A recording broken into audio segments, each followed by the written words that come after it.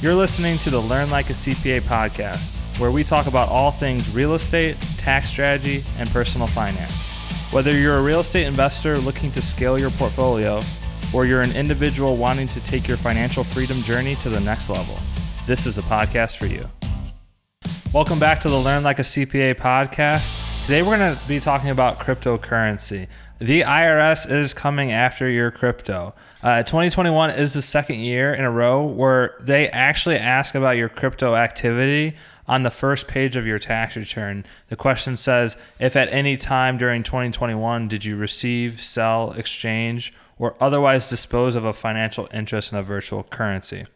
And why does this matter? Well, the Senate Finance Committee and the IRS Commissioner have come out and said that the IRS is missing out on approximately $1 trillion in tax revenue every single year from tax cheats and crypto evaders.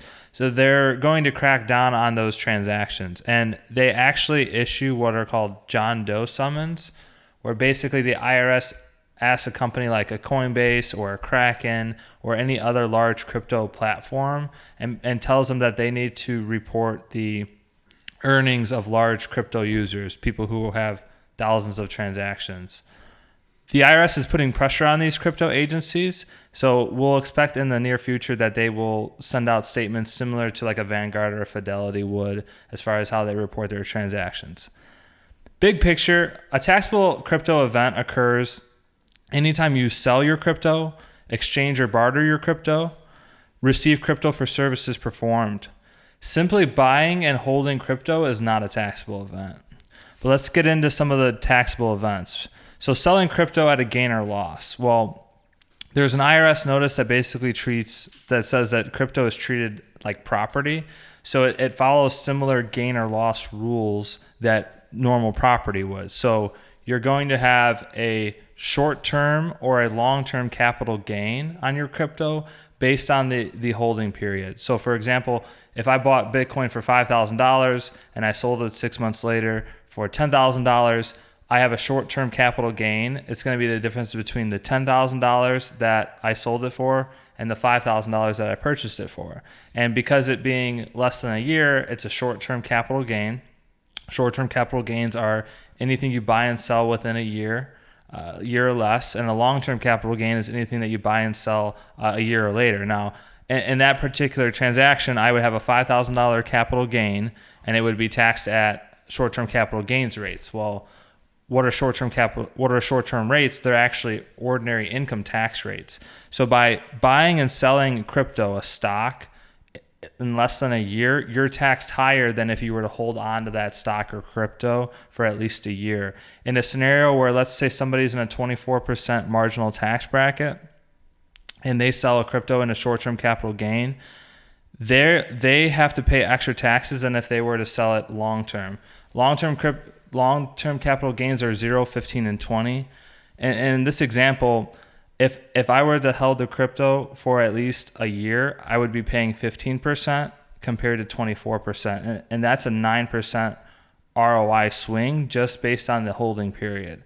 So a call to action would be if you have a crypto or any sort of stock or security where you've held onto it for, say, 10 or 11 months, look into it to see, okay, is it a winner? How long do I have to dump it? Because if you hold on to it for at least a year, you're going to be taxed more favorably than if you were to sell it within a year or less. So that's how crypto works as far as gains go. If you have losses, they're calculated kind of similar. If I bought it for $5 and now it goes down to $3, well, I have a $2,000 loss that I can use against other stocks or potentially against my income. Exchanging crypto for other crypto is a taxable event. Exchanging crypto for other crypto is a taxable event. What I mean by this is, let's go back to that example. If I bought Bitcoin for $5,000 and I exchanged it for, at the time, $10,000 worth of Ethereum. So I bought Bitcoin for $5,000 fair market United States dollars, and that Bitcoin went up in value, and now I exchanged it for $10,000 of Ethereum. Let's say Ethereum. I have a capital gain, again, on the difference between the $10,000 fair market value of the Ethereum and the $5,000 that I paid for the Bitcoin. it's a taxable event. Even though I never received the cash, all I did was swap currencies, it is a taxable event. And it follows the same rules as we just kind of worked on, where the short-term to long-term capital gains based on the holding period. This creates a problem, though, and it's called a wherewithal to pay problem. It's just wherewithal is a fancy term that accountants and lawyers use to basically explain a client or somebody is not able to make a payment. Because I have a taxable event there, the difference between the $5,000 that I paid and the $10,000 that it's worth now. However, I actually don't physically have the cash to make the payment, right? So I have a $5,000 capital gain that, let's say I have to pay 15% on, right? So I have to pay $750 in taxes on this capital gain, but I've never actually sold the coin. I've never realized the cash. So it creates what's called a wherewithal to pay problem, because I have a tax bill coming, but I actually don't have the cash to pay it. And unfortunately, what does that mean? Well, I might have to sell the crypto in order to pay the tax bill that I just created. And selling the crypto is another taxable event. So you can see how clustered and confusing some of these crypto tax rules can be. So again, selling crypto is going to be a taxable event. Exchanging crypto for other crypto is also a taxable event. Bartering crypto for purchases or products. So this is going to be pretty new, but they actually have this in other countries where you can, let's say, exchange your Bitcoin, your Ethereum for either services or products.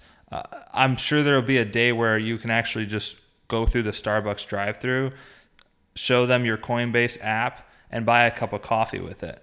That's going to be a taxable event. That is a taxable event.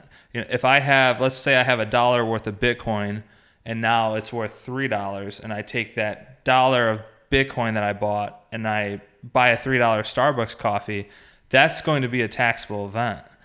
Between the $1 that I paid, the $3 that I received, I have a $2 capital gain.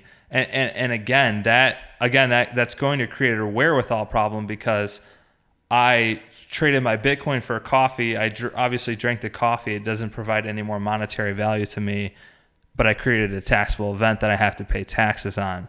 And even companies like Tesla are starting to receive crypto in exchange for their cars. So you can imagine that's going to be a taxable event also. If I bought $20,000 worth of Bitcoin and now it's worth $50,000, and I take that $50,000 of Bitcoin and I go and buy a Tesla with it, I have a capital gain on the difference between what I paid for the Bitcoin, $20,000, and what I eventually sold the Bitcoin for or exchanged it for the car. In that same example, I have a tax bill due, even though I don't physically have any cash to pay the taxes. So be very careful when you're going to when you're going to exchange crypto for other crypto, or exchange crypto for services or products, because you're going to create, if you're dealing with large amounts of transactions, tens, thousands, hundreds of $1,000s worth of transactions, you're going to create a wherewithal problem for yourself, because you're going to have a taxable event, but you're not going to have the actual cash to pay the tax bill. Receiving crypto for services performed is a taxable event. So if I provide a service, let's say I mow lawns or walk dogs, whatever it is that I do, and I receive crypto for that, I have a taxable event. It's going to be taxed at the fair market value of the day that I receive the crypto. So let's say I do a big project and I tell somebody, hey, give me half a Bitcoin or give me a quarter of a Bitcoin. Whatever that is worth at the day that I receive it is going to be how much I realize when I go to do my financial statements, right? So I would take, let's say I received one Bitcoin, I would look at what a Bitcoin is worth that particular day that I received it. That would essentially replace the cash that I was supposed to receive. And that's how it's taxed. And again, that creates another wherewithal problem to pay, because I receive a Bitcoin for my services performed. I owe taxes on that money, just like if I was to receive cash or check or card. I have to pay taxes on that, but I still have I have a coin. I do not have the physical cash. So what do I have to do? I have to sell the coin in order to pay the tax bill, which creates another taxable event, right? Selling crypto is a taxable event. Also, if I was to receive crypto for, say, rent, if I had a tenant and he's like, hey, I can't, I don't have the cash. I can't give you a check, but I can give you crypto. That's also a taxable event. I recognize the rent with crypto, right? And it would just be like if I was to receive cash or a check, but it would be for crypto. And also keep in mind too, is if you are self-employed and you're going out and you're receiving crypto for the services that you provide, you're also going to be subject to self-employment tax on that crypto that you receive. One of the things that's interesting about crypto that we don't have with stocks and securities is the wash sale rule. It doesn't apply to crypto currently. So to understand the wash sale rule, you have to understand that for stocks and securities, a wash sale occurs anytime when you sell a stock at a loss and you immediately buy that same stock back within 30 days. So if I had, let's say, $50,000 of Google and it went down to $30,000, I sold it at $30,000 and I immediately bought it right back. That $20,000 loss that I had, the IRS will not allow me to recognize that loss because there's no economic substance of the transaction going on there. I sold the stock and I bought it back the same day. So that's with stocks and securities. Essentially, that $20,000 loss, I wouldn't be able to take it. I would have to bury it in my cost basis and eventually get the loss when I do go to sell that stock. With crypto, it's a little bit different because crypto is treated as property. The wash sale rule doesn't apply to crypto. So in that same example, if I had $50,000 worth of Bitcoin at the peak and I bought it for $50,000 and I sold it for $30,000 and immediately bought it right back, I have my $30,000 worth of Bitcoin. Nothing's changed, except I get to take that $20,000 loss that I created, and I can use that loss and apply it to other capital gains. Maybe I have stocks that have gains, or maybe I have other crypto that have gains. You can pretty much create a loss out of thin air and use that to apply to other capital losses. Again, this is under current rule. The new administration has been talking about getting rid of the wash sale rule with the pending legislation, but we haven't seen it come across yet. So again, as this podcast is being recorded, the wash sale rule does not apply to crypto. So careful consideration and planning needs to be done when you're thinking about using this strategy, the wash sale rule. So some best practices for reporting crypto. So ultimately, crypto is reported on Form 8949, and then it goes on your Schedule D of your 1040. Cryptocurrency reporting is a nightmare. Please use a crypto tax tracker. So there's apps like Coin Tracker where they'll go across your different types of wallets and they will pick out different transactions. So if you moved crypto from one wallet to another, or you bought it from this wallet and exchanged it to this wallet, they will go in and track those transactions. Your tax preparation fees will go up if you deal with crypto, 100%. If you have tons of crypto transactions, expect to pay more for tax preparation and tax planning.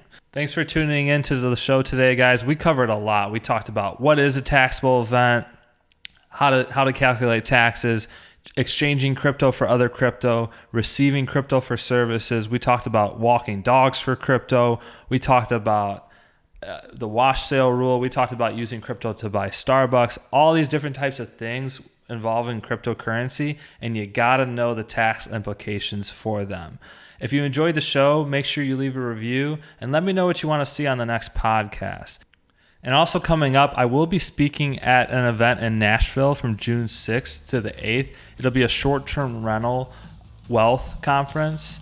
There's going to be speakers from all over the country. You're going to get tons of value and tons of content. And if you're interested in attending, I'll leave a link in the show notes below. Thanks again.